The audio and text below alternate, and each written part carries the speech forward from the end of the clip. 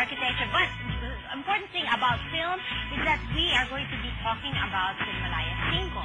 That's right. That's for our hot and up-and-coming directors. Of course, speaking of film directors, when you say hot and up-and-coming, you're the biggest name when it comes to film nowadays. Kasama makakasama po natin ngayong umaga, none other than Best Director in the recently concluded Cannes Film Festival, Brillante Mendoza. That's right. So I'm very, very excited. I can see you're trying to contain your excitement. Okay. Now, after speaking to the Brillante Mendoza, we will be talking to...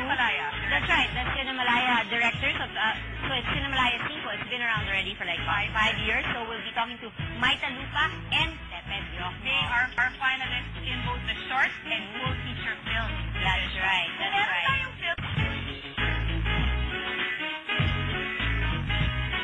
Taon, ipinagdiriwang ng Cinemalaya Foundation at Cultural Center of the Philippines ang talento ng mga kabataang may natatanging galing at hilig sa Pilipinong pelikula sa pamamagitan ng Cinemalaya Independent Film Festival.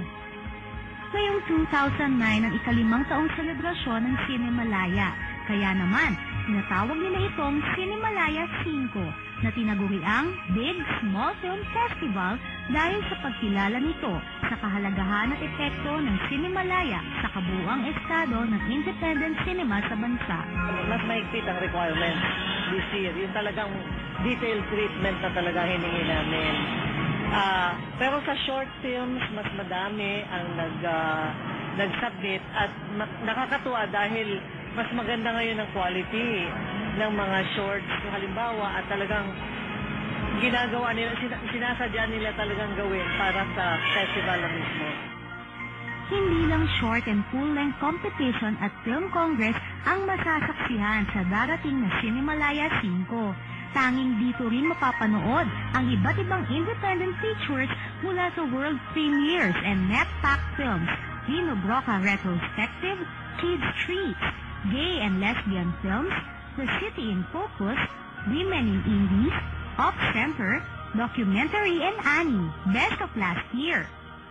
At syempre, ang dapat nating abangan, ang bagong batch ng obra mula sa mga budding filmmakers ng bansa. Kabilang dito ang 10 full-length finalists na nakatanggap ng 500,000 pesos grant, 24K, ang panggagahasa kay Fe, Astig, Colorum, Dinig Sana Kita, Encuentro, Last Supper No. 3, Mga Tiyanan, Nursery, at Sanglaan. 100,000 pesos naman ang grant na natanggap ng short features finalist na Behind Closed Doors, Blogog, Bonsai, Pulagpos, Latus, Musa, Sibok at ang Trumpo, Tatang at What Floor Ma'am. Hindi rin mawawala ang 2-day film congress na layong ipalaganap ang digital filmmaking upang mapayaman ang pelikulang Pilipino.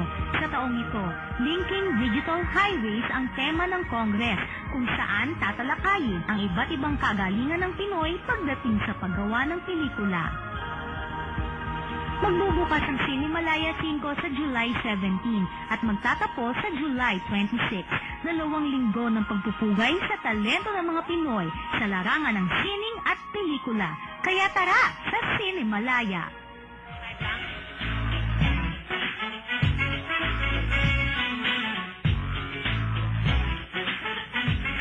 Okay.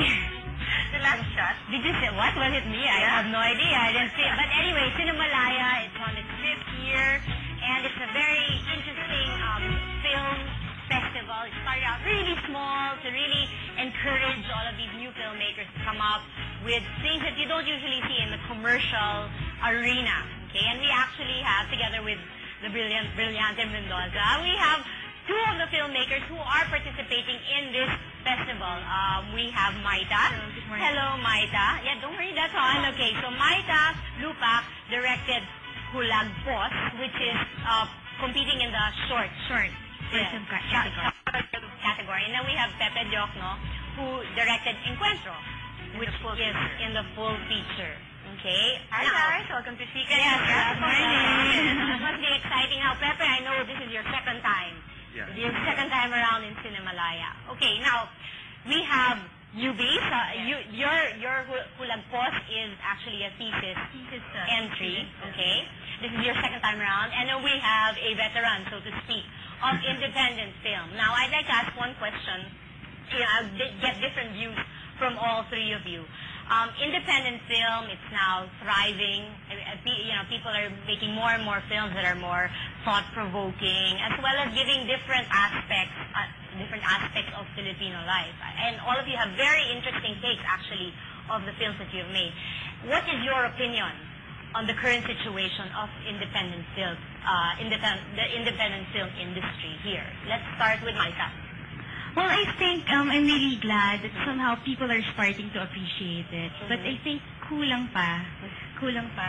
But right now, kasi prolific na yung independent films, and I think a lot of students na rin, even if before hindi nila masyadong gustong manood, ngayon medyo naaano na yung consciousness nila sa pananood. So I think it's heading towards a better, So you're talking about the audience. The audience, I'm talking about the audience. The audience view. And Pepe, you've been around now the second time around. Not that long, so, but I don't think you can call it industry yet. I mean, I want, Yes.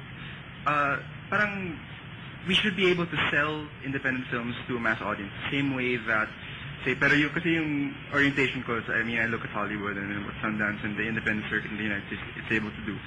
So I think that we still need to reach that point where distributors like, say, Star Cinema or GMA or Viva can buy independent films and distribute it across the entire country. But having said that, I was actually I have a story for you. I was shooting on location in a slum area, sa Navotas. And then all of a sudden a policeman comes up to me and says, "Uy, gumagawa kayong indie film." And then starts talking to me about you. And says, "Oh, you nanalo nga sa Cannes Film Festival." Wow. And then, this is the funny part. So he says, policeman, normal, average policeman, talks about Brillante Mendoza winning in Cannes. And then he says, yung Cannes, yung binisita ni Mr. Bean sa movie niya. I mean, there's this consciousness among people that, all of independent films, it's not just normal mainstream fare. Nakakatawa pa, a policeman says indie film, diba? Usually, shooting ko, pelikulas, diba? Alam na nila, yung term. Yung term na indie film. I guess that's their cue na walang pera.